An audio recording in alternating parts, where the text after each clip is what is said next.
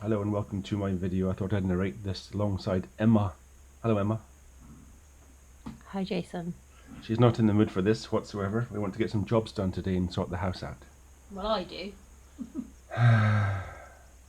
So this is me just narrating. This is my first maiden flight of my E-VTOL. There it goes. It's called Boom! No, it goes boom at the end.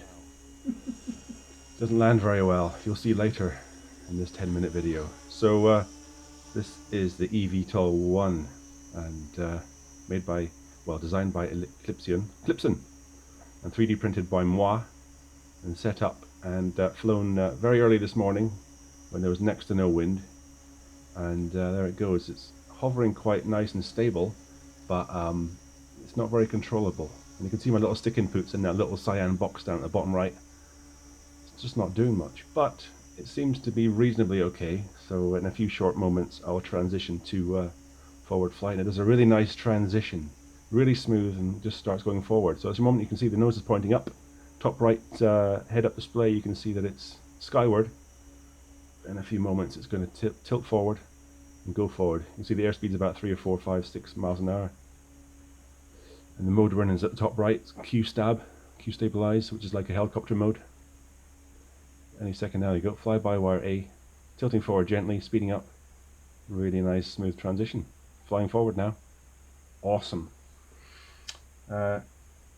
Yeah, so I'm using Ardupilot as the software on board this plane. It's something I'm not super familiar with. I might revert to iNav. You still there, Emma? She looks very bored now. What do you think of my hobby, Emma? Shit! Oh, she's swearing. That's how bad it is. That's how bad she thinks my hobby is.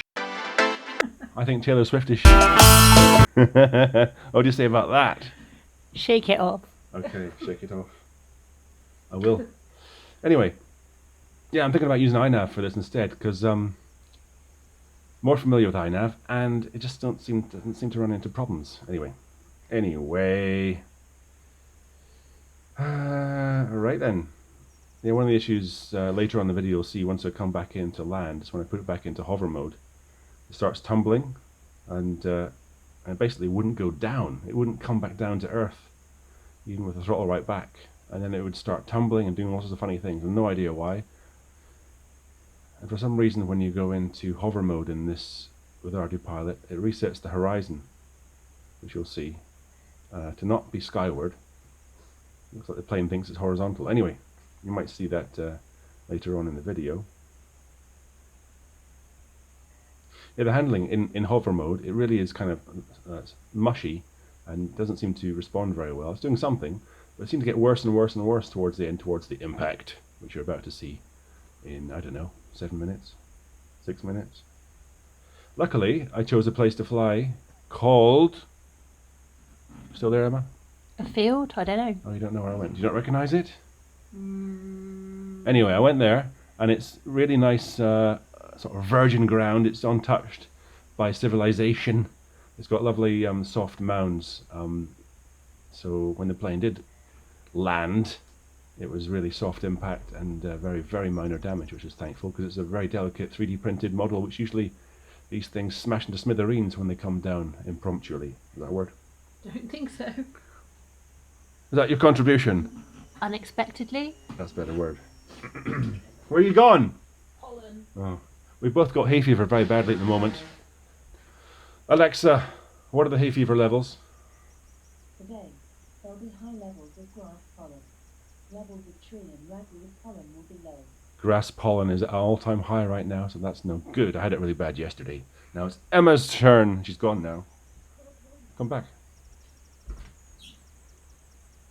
Right, well, we've got a few minutes, and I'll run through the head-up display at the top right. What you've got there is battery at the top left, and signal strength in the middle top. This is me, my first time flying and using Express LRS as opposed to my usual Crossfire. The reason I got some Express LRS gear is because Crossfire and my particular setup were having problems which were restricting my flying until they got it fixed, and now it's fixed. So I've got both systems now. Anyway, it seems to be working okay, as far as I can tell.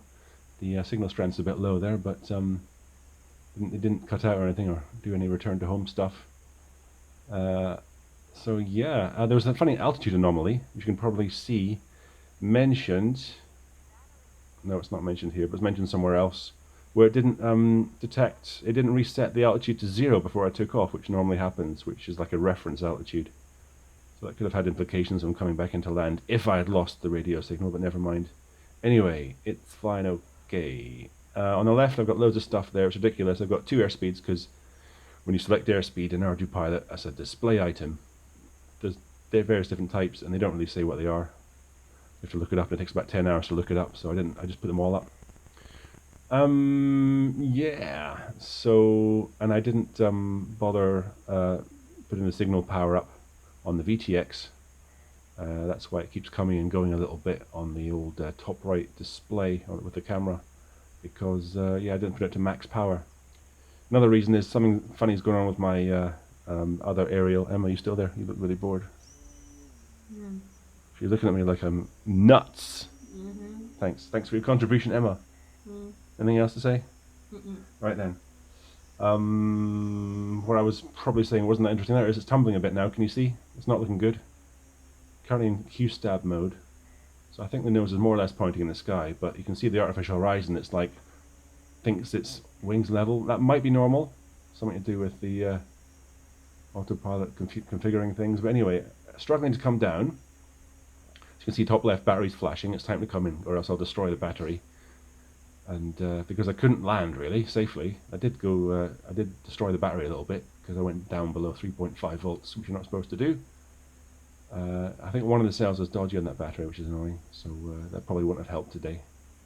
There it is, tumbling all over the place. I can see my control inputs on the cyan box just beneath the little plane, and it's just kind of hopeless. Do my best.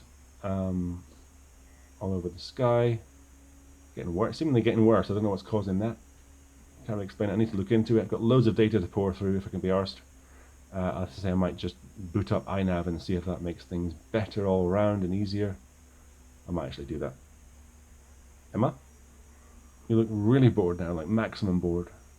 You're supposed to be helping me narrate. How are you finding this? Is this exciting for you? Not so much. Look, you don't recognise it yet, where we are. Never mind, never mind.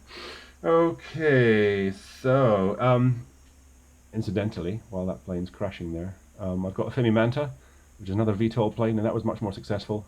Although, as I said, I did have problems with the radio, that was annoying. That coincided with all the Maidens and all the flying of that to some extent and caused some problems. But that's flying nicely now, and I can fix this too. You see it's tumbling all over the sky. Pretty hectic situation, especially with a delicate 3D printed model, which I'm sort of thinking at this stage, it's going to crash into smithereens and be a right pain in the arse, but now it's going towards the ground. Doing my best to control things, but no, it's gone a bit mental. Yeah, not good. Back into fly-by-wire A mode, which is airplane mode. As you can see, it's now at 40 miles an hour flying along like an airplane now, which is quite nice. Incidentally, it flew really nice. Flies really nice in as an airplane. Contrastingly, that's a word, isn't it, Emma? Contrasting. Contrastingly. I'm not sure about the lead. Doesn't like that word. How are you enjoying the video so far, Emma? Is it nearly over? Yeah, you're looking forward to the crash? It's nearly any minute now. I'm only here for the crash. Did you see the plane sweep up the sky there?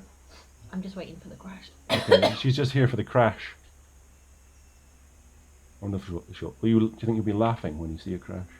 No. No, you know, because it cost quite a lot of money. I put a lot of time and effort into this, didn't I? Yeah. You'll laugh inside.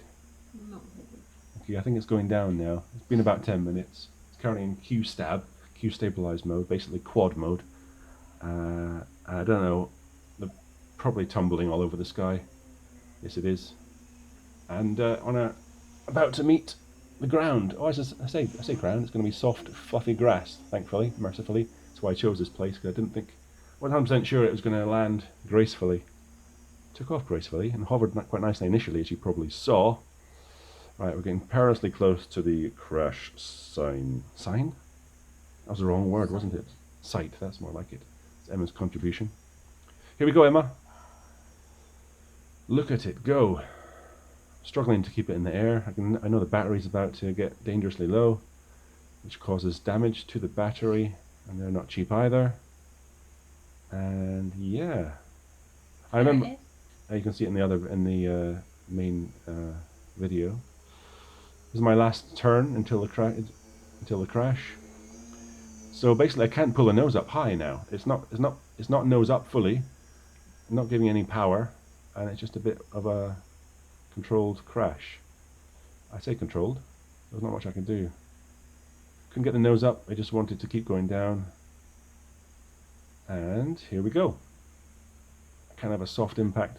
Minor cracks on the fuselage, but easily fixable. Oh yeah, one of the engine mounts snapped, but that's easy to 3D print again. There you go. That's the exciting video of my Maiden of the E-VTOL-1, which was lovely flying airplane mode, but in hover mode it was just pants.